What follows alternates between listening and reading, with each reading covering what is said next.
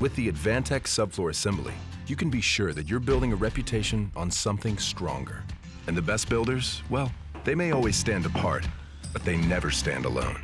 So ask yourself, are you bringing your A game?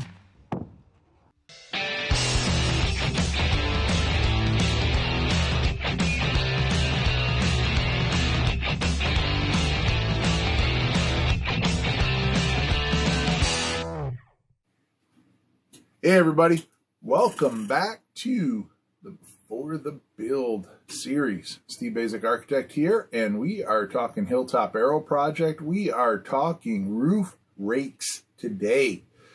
This is a pretty extraordinary roof system in that it's a very low sloping, single slope roof that I chose to vent.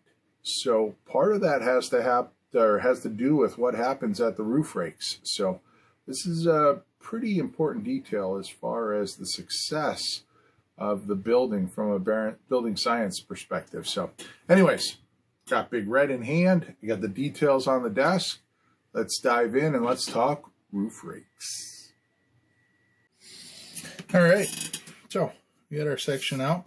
Remember we talked about the footing details, the water table, second floor bay and transition. Well, today we talk about that roof rake detail. And the roof rake detail is actually parallel to the section that is cut here, not perpendicular like the details that we have previously looked at. So that being said, you would show that as a section cut, and we would show that coming up. So let's take a look at that detail.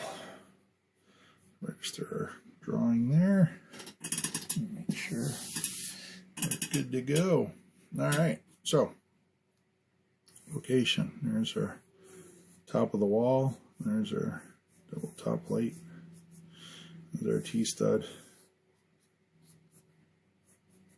And that's filled with our Havelock wool insulation in there. So that's roughly our 32-ish. And then we have our Zip R9 on the outside of that. So is roughly, or I'm sorry, the Havelock wool's 21-ish, so that's going to give us roughly a 30-ish wall frame. Notice that the Zip R9 goes all the way up to the top here on the detail. And when you're dealing with a vented roof, there's basically two aspects. One, you want to limit the amount of moisture load, right? So we have a bunch of moisture that's trying to migrate up there, and we want to limit that. In this house, what we did is we have a Zender that handles the RH down here in the house via dilution through distribution of outside air through the ventilation system. So we control that. So we're limiting the amount of moisture that we put in the house to begin with. And then we have our Siga Myrex vapor retarder there that goes up. And that basically seals off or retards moisture migration up into the attic space. And then you can see here where our insulation stops, and then we have our vented space. And then if we continue this, this would be in elevation all the way up to the roof structure there. And then we have that vent at the top of the roof there that provides exfiltration to the air that we infiltrate into the system. So that being said, we have moisture going up. The other way we deal with the air is by venting it, right? What we can't control via the Zender or the Siga, we allow that moisture to migrate up into this vent space. And that vent space is, if you remember in the section, it's connected all the way back to the soffit of that deck area. And as it moves towards the high point here, it gets increasingly larger. Right, so that we have that air going out there and we have air going in here.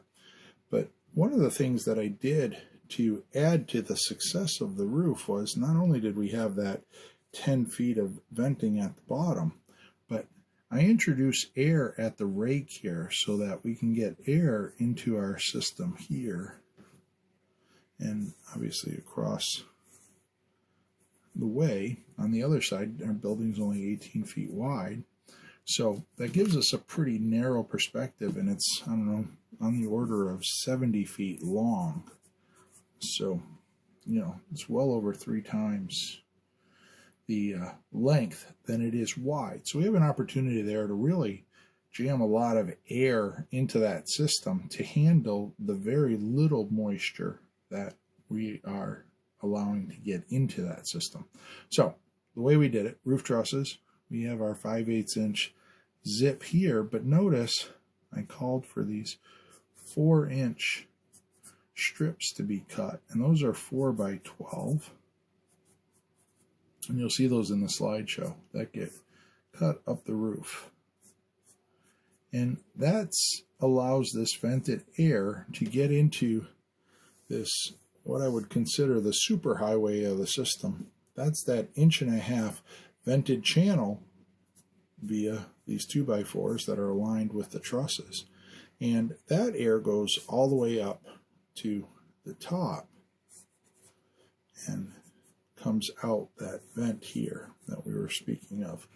But so we get that slow migration into this air. This moisture laden air jumps up and has the ability to basically get on that superhighway.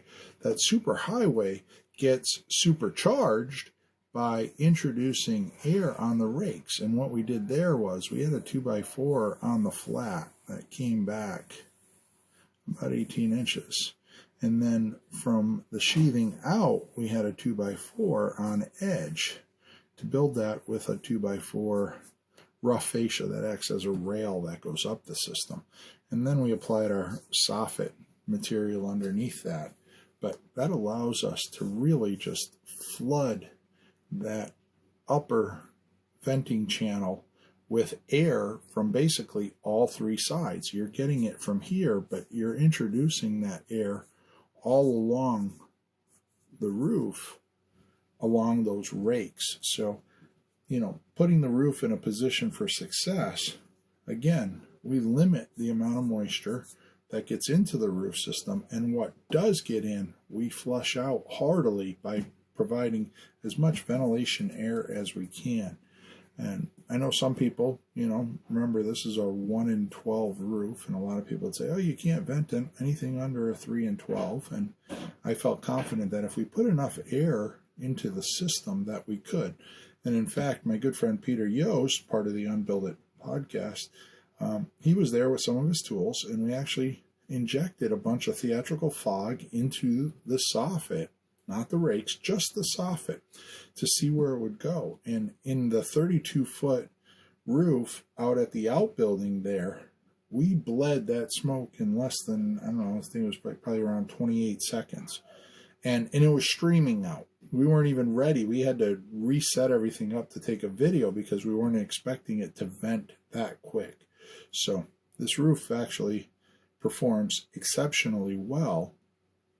And, you know, it looks good. It's got that nice thin profile running up the rails there. And, yeah, just as we intended. You know, as always, it performs as good as it looks. So, anyways, we got a great slideshow coming out right after this. So stay tuned, enjoy the photos, and until next time.